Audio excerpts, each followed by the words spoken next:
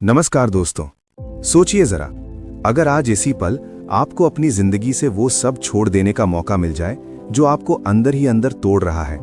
वो यादें जो रात को सोने नहीं देती, वो लोग जिन्होंने आपको कम समझा, वो बातें जो दिल में चुभती रहती हैं, वो डर जो आपको आगे बढ़ने से रोकता है, तो क्या आप छोड़ पाएंगे? सच बताइएगा, क्योंकि ज्यादातर लोग यहीं पर हार जाते हैं। हम छोड़ना चाहते हैं लेकिन छोड़ नहीं पाते। हम आगे बढ़ना चाहते हैं लेकिन हमारा अतीत हमारी टांग खींच लेता है।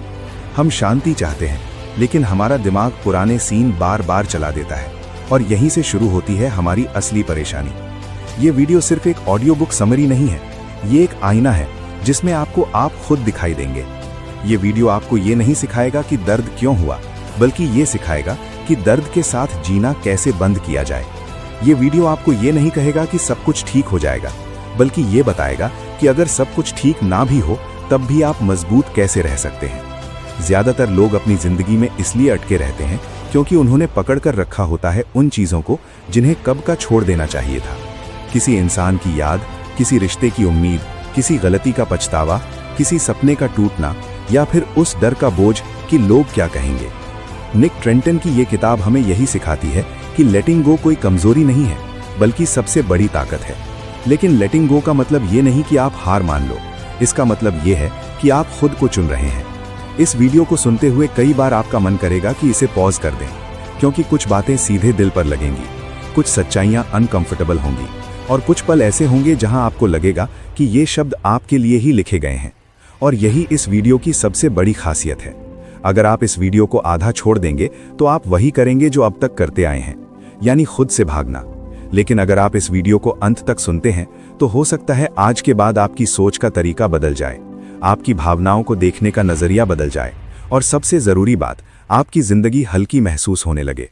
ये वीडियो उन लोगों के लिए है जो स्ट्रांग दिखते हैं लेकिन अंदर से थक चुके हैं, जो सबको संभालते हैं लेकिन खुद को भूल गए हैं, जो मुस्कुराते हैं लेकिन अकेले में टूट जाते हैं। ये वीडियो आपको कोई जादू नहीं देगा, लेकिन एक चीज जरूर देगा, क्लैरिटी। और कई बार क्लैरिटी हीलिंग की शुरुआत होती है। इसलिए इस वीडियो को सिर्फ सुनिए मत, इसे महसूस कीजिए। हर लाइन को अपने जीवन से जोड़ कर देखिए, क्योंकि हो सकता है जवाब बाहर नहीं, आपके अंदर ही छुपा हो आपके। और जब वीडियो खत्म होने लगे तब भी उसे हल्के में मत लेना, क्योंकि आखिरी शब्द वही होते हैं जो सबसे गहराई तक जाते हैं। अगर आप चाहते हैं कि ऐसे ही deep, life changing audio books और समरीज आपको मिलती रहें, जो आपको सोचने पर मजबूर करें और अंदर से बदल दें, तो वीडियो को लाइक जरूर करना, चैनल को सब्सक्राइब करना, क्योंकि हो सकता है अगला वीडियो वही हो जिसकी आपको अभी सबसे ज्यादा जरूरत है। चैप्टर 1, छोड़ने की कला क्यों जरूरी है। जिंदगी की सबसे बड़ी विडंबना यह है कि हम वही चीजें सबसे ज्यादा पकड़ कर रखते हैं जो हमें सबसे ज्यादा दर्द देती हैं। हम सोचते हैं कि छोड़ देने से शायद हम हार जाएंगे, लोग हमें कमजोर समझेंगे, या फिर हमें ऐसा लगेगा कि हमने उस इंसान, उस रिश्ते या उस सपने की अहमियत कम कर दी। लेकिन सच ये है कि हम चीजों को नहीं पकड़ते, बल्कि चीजें हमें पकड़ लेती हैं। निक ट्रेंटन इस अध्याय की शुरुआत इसी कड़वी सच्चाई से करते हैं कि इंसान का दिमाग दर्द को छोड़ने के लिए नहीं बना, बल्कि उसे दोहराने के लिए बना है। कोई पुरानी बात, कोई अपमान, कोई धोखा या कोई असफलता, दिमाग उसे बार बार चलाता है, जैसे कोई टूटा हुआ रिकॉर्ड। हम कहते हैं कि हम आगे बढ़ना चाहते हैं, लेकिन अंदर ही अंदर हम उसी दर्द को अपनी पहचान बना लेते हैं। हमें लगने लगता है कि अगर हमने उसे छोड़ दिया तो हम क्या रह जाएंगे। यही सबसे बड़ा झूठ है।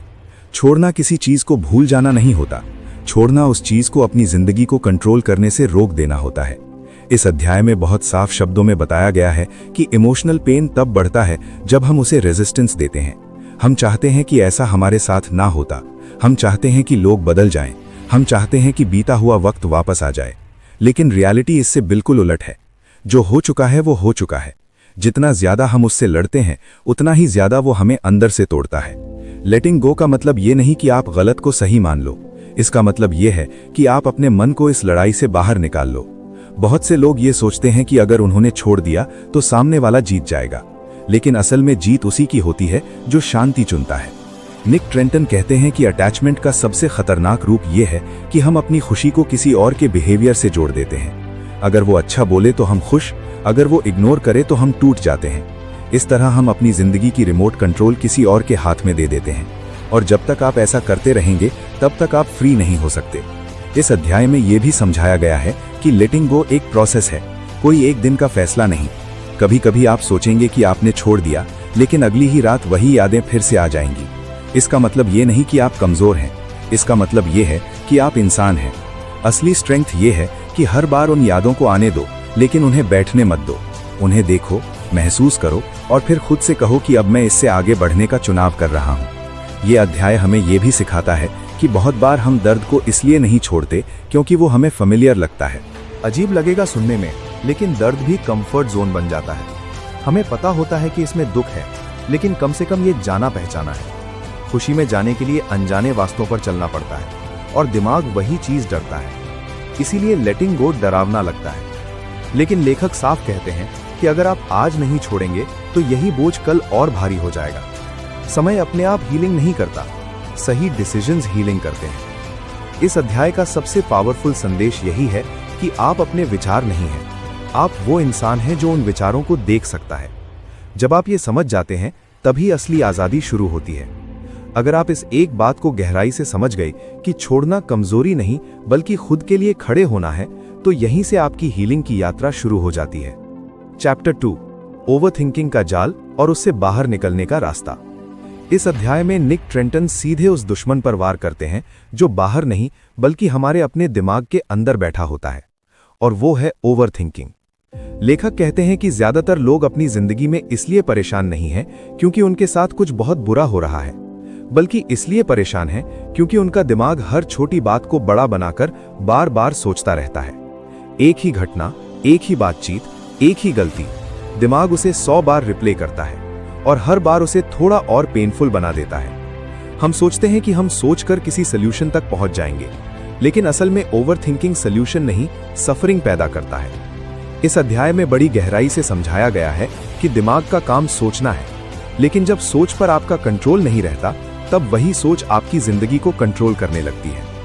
ओवरथिंकिंग हमें फ्यूचर के डर में और पास्ट के पछतावे में फंसा देती है, और इस प्रोसेस में प्रेजेंट पल पूरी तरह बर्बाद हो जाता है। लेखक बताते हैं कि ओवरथिंकिंग की सबसे खतरनाक बात यह है कि ये आपको ऐसा फील कराती है कि आप कुछ कर रहे हैं, जबकि असल में आप सिर्फ अपने दिमाग के अंदर घूम रहे होते हैं। आप एक्शन नहीं ले रहे होते, आप बस सिनारियोज बना रहे होते हैं। कभी इमेजिन करते हैं कि अगर ऐसा हो गया तो क्या होगा, अगर उसने ऐसा कह दिया तो क्या होगा, अगर मैं फेल हो गया तो क्या होगा, और इसी अगर मगर में आपकी एनर्जी खत्म हो जाती है। इस अध्याय में यह भी बताया गया है कि ओवरथिंकिंग अक्सर कंट्रोल की इल्यूजन से पैदा होती है। हम सोचते हैं कि अगर हम हर पॉसिबल आउटकम के बारे में सोच लेंगे तो हम सेफ रहेंगे, लेकिन सच ये है कि जिंदगी कभी भी पूरी तरह प्रिडिक्टेबल नहीं हो सकती। जितना ज्यादा आप कंट्रोल करने की कोशिश करते हैं, उतना ही ज्यादा एंजाइटी बढ़ती है। निक ट्रेंटन साफ शब्दों में कहते हैं कि लेटिंग गो की शुरुआत यहीं से होती है, जब आप हर चीज को समझने और मैनेज करने की जिम्मेदारी अपने सिर से उतार देते हैं।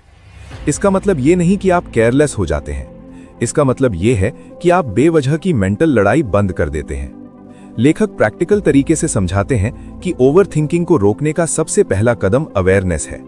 जैसे ही आपको ये एहसास होने लगे कि आपका दिमाग किसी थॉट लूप में फंस गया है, वहीं पर रुक जाना ही जीत है।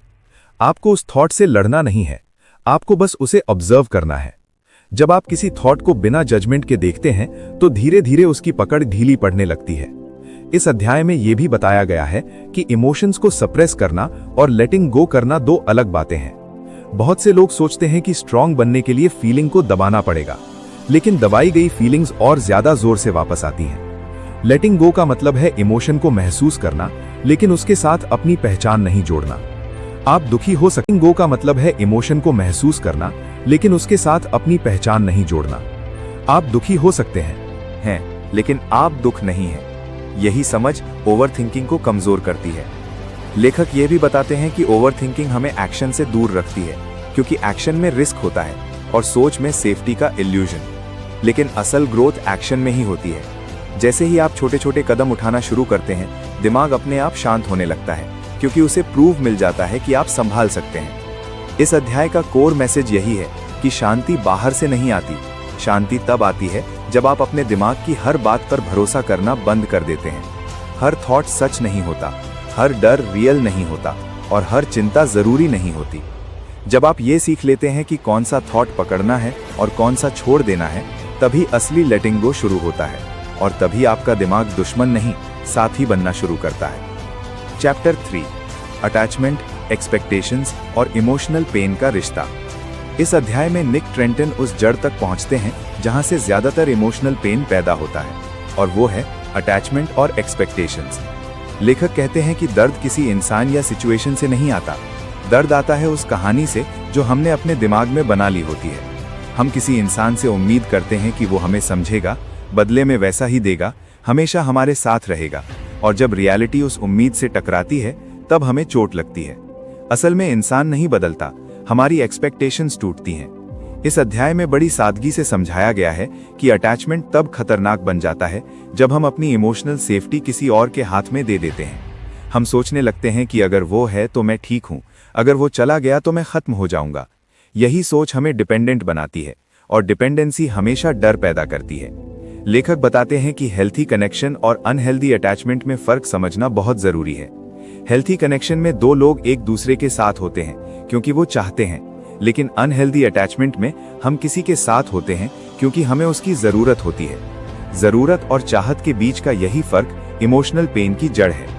इस अध्याय में यह भी बताया गया है कि एक्सपेक्टेशंस अपने आप में बुरी नहीं है, लेकिन जब एक्सपेक्टेशंस रिजिड हो जाती हैं तब वो बोझ बन जाती हैं। हम चाहते हैं कि लोग हमारी तरह सोचें, हमारी तरह फील करें, हमारी तरह रिएक्ट करें, और जब ऐसा नहीं होता तब हमें लगता है कि हमारे साथ गलत हुआ है।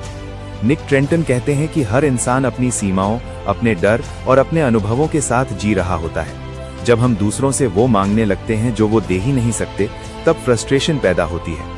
लेटिंग गो का मतलब यहाँ ये है कि आप लोगों को वैसे ही एक्सेप्ट करें जैसे वो हैं, ना कि वैसे जैसे आप चाहते हैं कि वो हों। इस अध्याय में इमोशनल पेन को एक टीचर की तरह देखा गया है। लेखक कहते हैं कि दर्द हमें पनिश करने नहीं आता, दर्द हमें ये दिखाने आता है कि हम किस चीज से जरूरत से ज्यादा जुड़े हुए हैं। जब भी किसी बात से बहुत ज्यादा चोट लगती है तो खुद से पूछिए कि मैं इससे इतना अटैच क्यों हूं। अक्सर जवाब वहीं मिल जाता है। इस अध्याय में यह भी समझाया गया है कि अटैचमेंट हमें प्रेजेंट में जीने नहीं देता।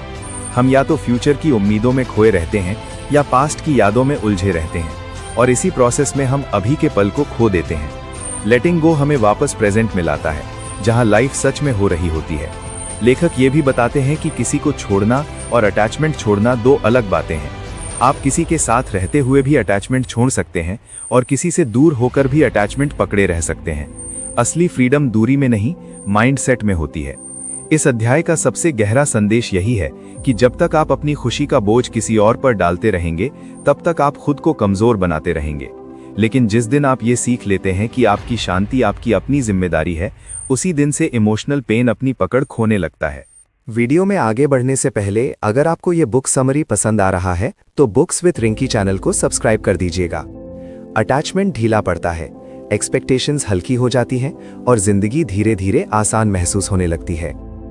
चैप्टर 4, अतीत की यादें, पछतावा और खुद को माफ करने की ताकत।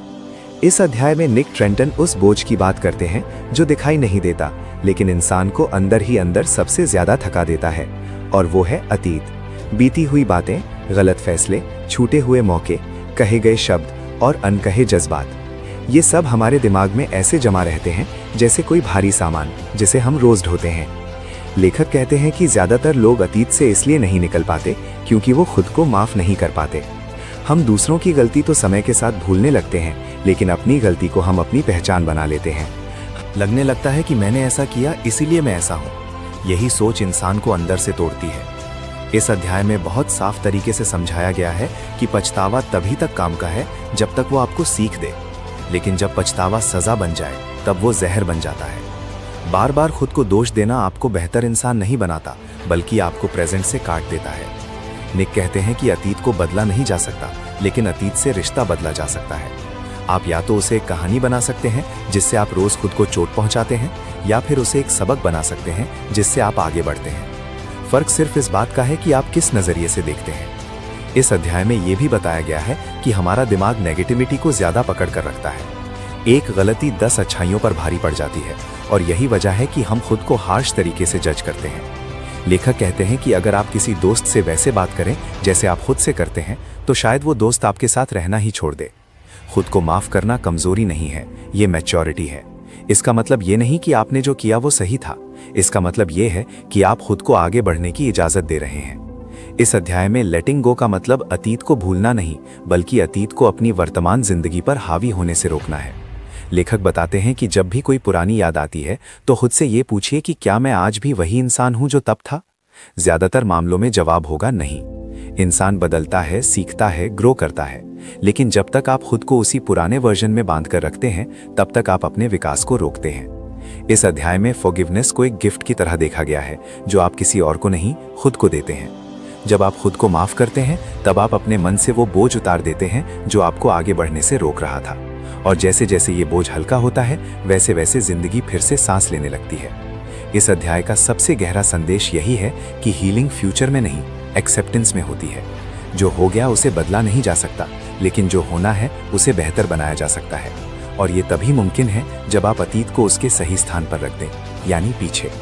चैप्टर 5, कंट्रोल छोड़ना और अनिश्चितता के साथ जीना सीखना। इस अध्याय में निक उस आदत पर रोशनी डालते हैं जिसे हम सुरक्षा समझते हैं, लेकिन जो असल में हमारी बेचैनी की सबसे बड़ी वजह बन जाती है, और वो है हर चीज को कंट्रोल करने की कोशिश। लेखक कहते हैं कि इंसान सबसे ज्यादा तब परेशान होता है जब उसे ये एहसास होता है कि जिंदगी उसकी मर्जी से नहीं चल रही।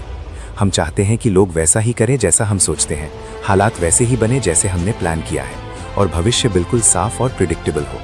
लेकिन जैसे ही जिंदगी इस स्क्रिप्ट से बाहर जाती है, हमारे अंदर डर, गुस्सा और एंग्जाइटी पैदा होने लगती है। इस अध्याय में बहुत गहराई से समझाया गया है कि कंट्रोल की चाह असल में डर से पैदा होती है। हमें डर लगता है कि अगर हमने चीजों को कसकर नहीं पकड़ा तो सब बिखर जाएगा, लेकिन निक ट्रेंटन कहते हैं कि जिंदगी को जितना ज्यादा कसकर पकड़ा जाता है उतनी ही जल्दी वो फिसलती है। कंट्रोल हमें टेम्पररी कंफर्ट देता है, लेकिन लॉन्ग टर्म में वही हमें थका देता है।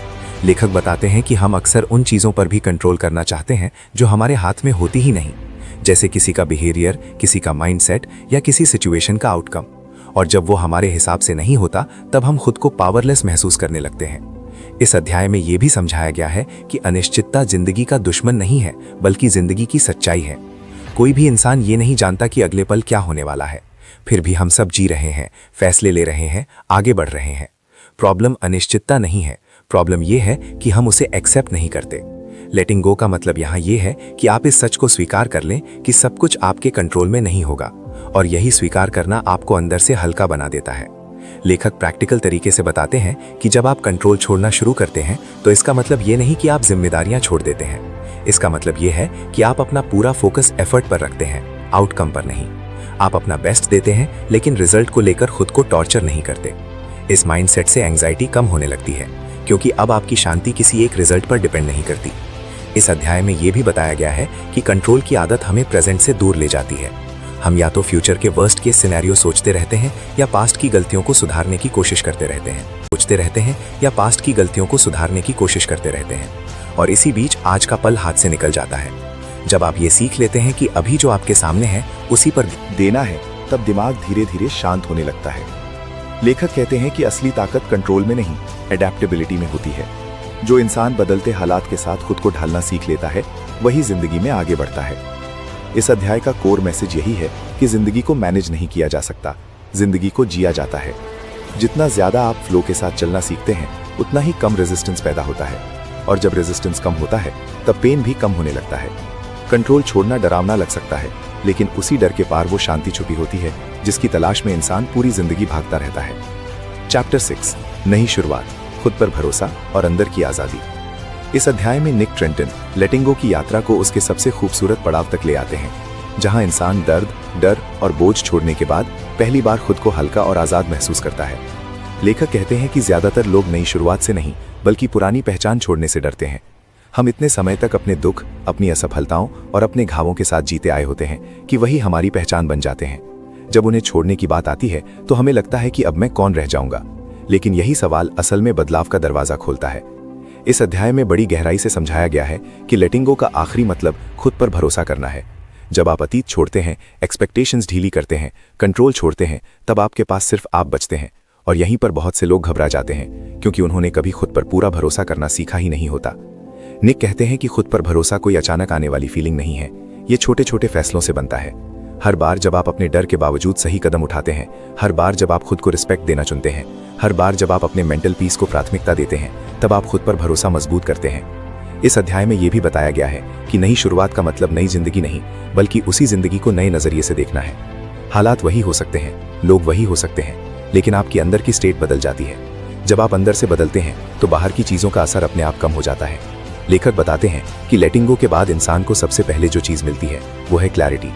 अब आप हर चीज को ओवर एनालाइज नहीं करते, हर बात को दिल पर नहीं लेते और हर इंसान से वैलिडेशन नहीं मांगते। आप समझने लगते हैं कि आपकी कीमत किसी और की राय से तय नहीं होती। इस अध्याय में इमोशनल फ्रीडम को सबसे बड़ी सफलता बताया गया है। पैसा, रिश्ते और स्टेटस तब तक अधूरे हैं जब तक इंसान अंदर से आजाद नहीं है। जब आप ये सीख लेते हैं कि हर चीज को पकड़ कर रखना जरूरी नहीं, तभी आप सच में जीना शुरू करते हैं।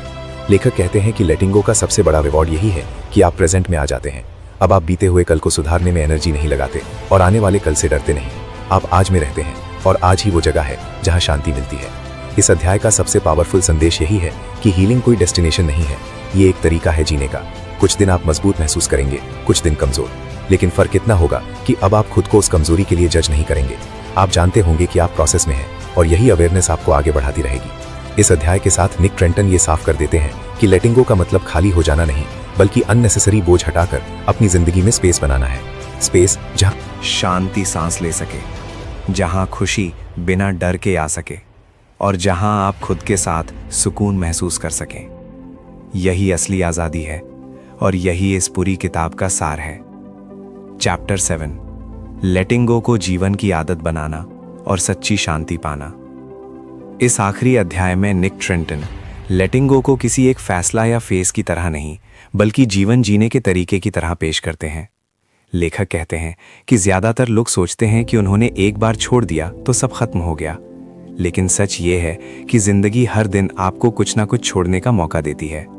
कभी किसी बात की उम्मीद छोड़नी पड़ती है, कभी किसी इंसान से वैलिडेशन की चाह, कभी अपने ही मन के डर और कभी उस गुस्से को जो अंदर जमा होता रहता है। इस अध्याय में बहुत स्पष्ट रूप से बताया गया है कि लेटिंग गो कोई डेस्टिनेशन नहीं है जहां पहुंचकर सब आसान हो जाएगा, बल्कि ये एक डेली प्रैक्टिस है। जैसे आप रोज अपने शरीर को साफ करते हैं, वैसे ही दिमाग और दिल को भी साफ करना पड़ता है। अगर आप ऐसा नहीं करेंगे तो पुराने विचार, पुराने दर्द और पुरानी शिकायतें फिर से जमा हो जाएंगी। लेखक कहते हैं कि असली शांति तब आती है जब आप ये स्वीकार कर लेते हैं कि जिंदगी कभी परफेक्ट नहीं होगी। लोग हमेशा आपकी उम्मीदों पर खरे नहीं उतरेंगे और हालात कई बार अनफेयर होंगे, लेकिन इसके बावजूद आप खुद को कड़वा, नाराज या टूटा हुआ इंसान बनने से बचा सकते हैं। इस अध्याय में ये भी समझाया गया है कि लेटिंग गो का सबसे प्रैक्टिकल रूप है चुनना। हर सिचुएशन में आपके पास एक चॉइस होती है, या तो आप रिएक्शन में जिए या अवेयरनेस में। रिएक्शन में जीने वाला इंसान हर बात दिल पर लेता है, हर बात का जवाब देना जरूरी समझता है और हर नुकसान को अपनी ईगो से जोड़ लेता है। लेकिन अवेयरनेस में जीने वाला इंसान ये देख पाता है कि कौन सी लड़ाई जरूरी है और कौन सी छोड़ देना ही बेहतर है। यही समझ इंसान को मैच्योर बनाती है। लेखक बताते हैं कि जब आप लेटिंग गो को आदत बना लेते हैं तो आपकी एनर्जी बचने लगती है। अब आप हर बात पर खुद को एक्सप्लेन नहीं करते, हर इंसान को प्लीज करने की कोशिश नहीं करते और हर गलत चीज को सही साबित करने की जंग नहीं लड़ते। ये बची हुई एनर्जी धीरे धीरे आपकी ग्रोथ, आपकी खुशी और आपकी इनर पीस में लगने लगती है। इस अध्याय में ग्रैटिट्यूड को भी लेटिंग गो से जोड़ा गया है। निक कहते हैं कि जब आप उन चीज़ों पर ध्यान देना शुरू करते हैं जो आपके पास हैं, तब उन चीज़ों की पकड़ अपने आप ढीली पड़ने लगती है जो आपके पास नहीं है। ग्रैटिट्यूड आपको कमी से निकालकर संतोष की तरफ ले जाता है और संतोष वही जगह है जहां मन सबसे ज़्यादा शांत होता है। इस अध्याय में ये भी बताया गया है कि कई बार आपको लोगों को नहीं, बल्कि अपने उस वर्जन को छोड़ना पड़ता है जो अब आपके काम का नहीं रहा। वो वर्जन जो हर बात पर डर जाता था, जो हर रिजेक्शन को पर्सनल बना लेता था, जो हर गलती पर खुद को सजा देता था। लेटिंग गो का मतलब है खुद को इवॉल्व करने की इजाजत देना। लेखक कहते हैं कि जब आप बदलते हैं तो कुछ लोग आपसे दूर जाएंगे और ये बिल्कुल नॉर्मल है। हर कोई आपकी नई सोच के साथ नहीं चल सकता, लेकिन इसका मतलब ये नहीं कि आपने कुछ गलत किया है। इसका मतलब सिर्फ इतना है कि आप आगे बढ़ रहे हैं। इस अध्याय का सबसे गहरा संदेश यही है कि शांति बाहर नहीं मिलती। शांति तब आती है जब आप अंदर की लड़ाइयों से बाहर आ जाते हैं, जब आप खुद को ये साबित करने की जरूरत छोड़ देते हैं कि आप सही हैं, जब आप हर चीज को समझने की जिद छोड़ देते हैं और जब आप ये मान लेते हैं कि कुछ सवालों के जवाब नहीं होते।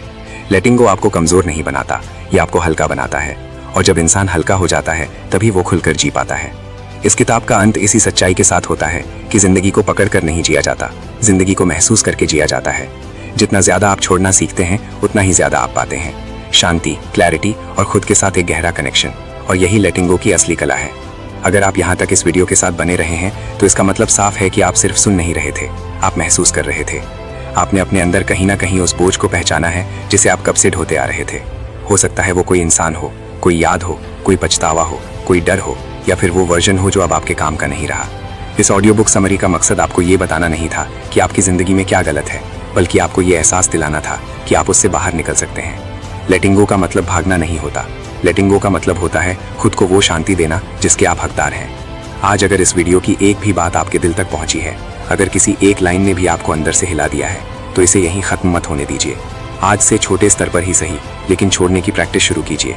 हर वो सोच जो आपको कमज़ोर बनाती है, हर वो उम्मीद जो आपको तोड़ती है, और हर वो डर जो आपको रोकता है, उसे धीरे धीरे अलविदा कहिए। याद रखिए, हीलिंग ओवरनाइट नहीं होती, लेकिन डिसीजन एक ही पल में लिया जा सकता है।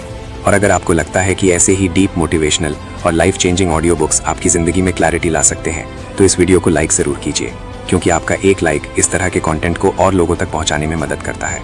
चैनल को सब्सक्राइब करना मत भूलिए, ताकि जब भी ज़िंदगी भारी लगे, जब भी मन उलझा हुआ हो, आपको एक ऐसी आवाज़ मिले जो आपको संभाल सके। बेल आइकन को भी प्रेस कर दीजिए, क्योंकि अगला वीडियो हो सकता है ठीक उसी सवाल का जवाब लेकर आए जो अभी आपके मन में चल रहा है। कमेंट में ज़रूर लिखिए कि इस वीडियो का कौन सा हिस्सा आपको सबसे ज़्यादा टच कर गया, क्योंकि कभी कभी आपकी एक लाइन किसी और के लिए हीलिंग बन सकती है। याद रखिए, आप टूटे हुए नहीं हैं, आप बस थके हुए हैं, और थकान आराम से दूर होती है, खुद से लड़कर नहीं। खुद को समय दीजिए, खुद पर भरोसा रखिए, और सबसे ज़रूरी बात, खुद को छोड़िए मत। सिर्फ वो छोड़िए जो आपको पीछे खींच रहा है। यही लेटिंग गो है, और यहीं से आपकी नई शुरुआत होती है।